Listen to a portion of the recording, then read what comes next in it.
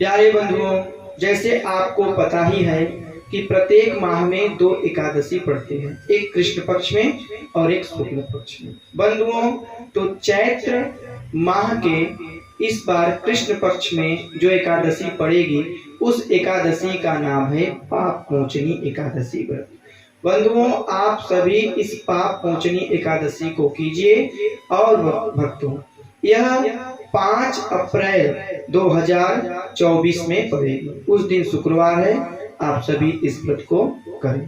भक्तों, यह समस्त पापों को नष्ट करने वाली है और भगवान की भक्ति प्रदान करने वाली है।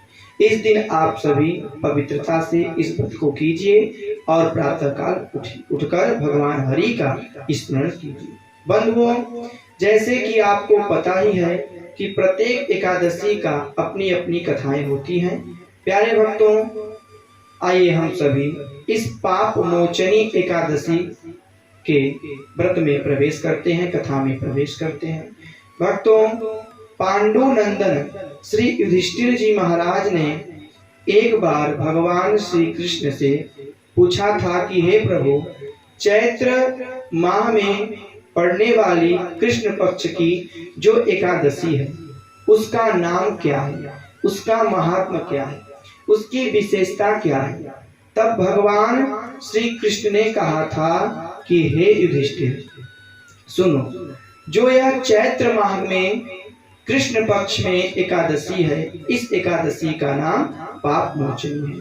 तब युधिष्ठिर जी ने कहा, हे प्रभु, आप हमें इस एकादशी के व्रत की कथा बताइए। तब भगवान ने कहा, हे राजन, सुन, मैं तुम्हें यह कथा बताता हूँ। इसी बात को एक बार जो है श्री मानधाता जी ने लोमस महर्षि से पूछा था। तो लोमस जी ने मानधाता को जो कथा बताई थी वही हे राजन हम तुमको बताएंगे। प्यारे भक्तों, तब लोमस जी जो है मानधाता से कहते हैं, क्योंकि मानधाता भी यह प्रश्न एक बार श्री लोमस जी से किए थे। लोमस जी कहते हैं, हे राजन सुनो, एक वन था, चैत्र रथ का एक वन था। उस वन में अनेक प्रकार के पुष्प खिलते थे। वह वन बड़ा ही मोहक था, बड़ा अच्छा था। उस वन का सेवन देवता भी करते थे। उसी वन में मेधावी नाम के ऋषि जो है तप करते थे। एक बार की बात है, उसी वन में घूमती टहलती मंजू घोषा नाम की एक अप्सरा आई। प्यारे भक्तों, जब मंजू घोषा ने महर्षि मेधावी जी को देखा तो उन पे आसक्त हुई। प्यारे भक्तों, और वह मंजू घोषा नाम की अप्सरा जो है मेधावी ऋषि को अपने वश में करने के लिए उनके पास गान करने लगी, वादन करने लगी और उन महर्षि के तपस्या में भग्न डालने लगी कि महर्षि तपस्या छोड़ दें और मुझसे विवाह करें। उसने बहुत प्रयत्न किया अप्सरा ने, पर ऋषि की तपस्या भंग नहीं हुई। इसके पश्चात वह प्रयत्न करती गई। उसी समय भगवान शंकर का शत्रु कामदेव आ गया। कामदेव जी ने अवसर देखकर मेधावी जी की तपस्या में भंग डाल दिया और मेधावी ऋषि की तपस्या भंग हो गई।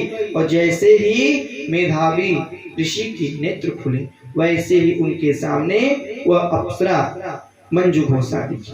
अब महर्षि भी मंजू घोषा पे आसक्त हो गए।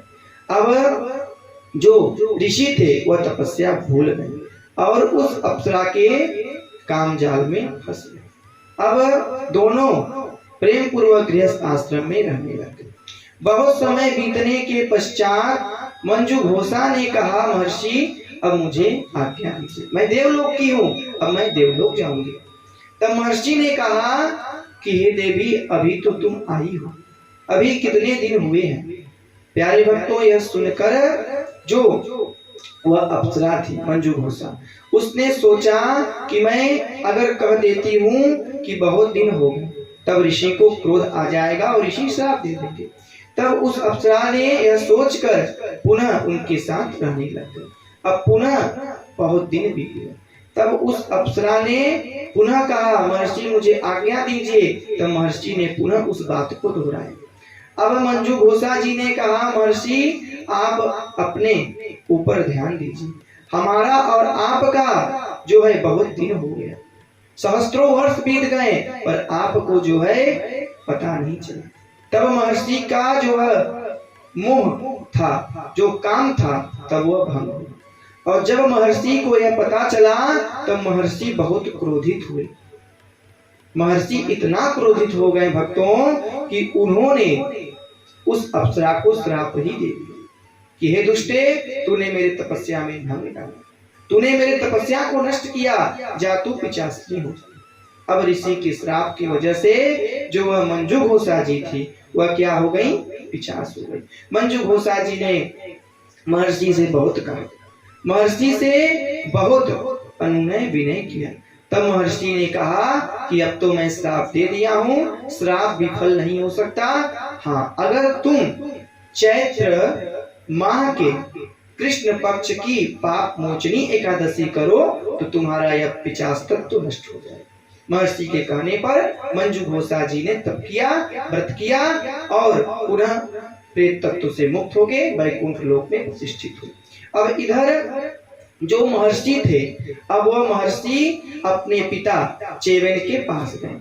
चेवन जी ने मेधावी ऋषि को देखकर कहा, पुत्र तुम्हारा तेज कहाँ गया, तुम्हारी शक्ति कहाँ गई, तुम इतने उदास क्यों हो, तुम्हारा मुख इतना मुरझाया क्यों है। तब मेधावी जी ने कहा, पिताजी मैंने एक अप्सरा के जाल में फंसकर अपनी तपस्या नष्ट कर दी। तब भक्तों चेवन महर्षि ने भी अपने पुत्र मेधावी ऋषि को यही व्रत बताया कि तुम भी वही चैत्र माह के जो है कृष्ण पक्ष की पाप मोचनी एकादशी का व्रत करो।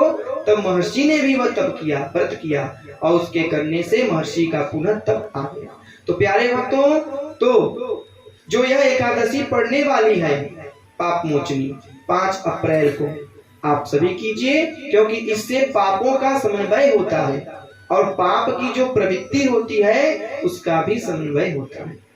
श्री कृष्ण भगवान कहते हैं, हे पांडुनंदन युधिष्ठिर, यह व्रत सबको करना चाहिए।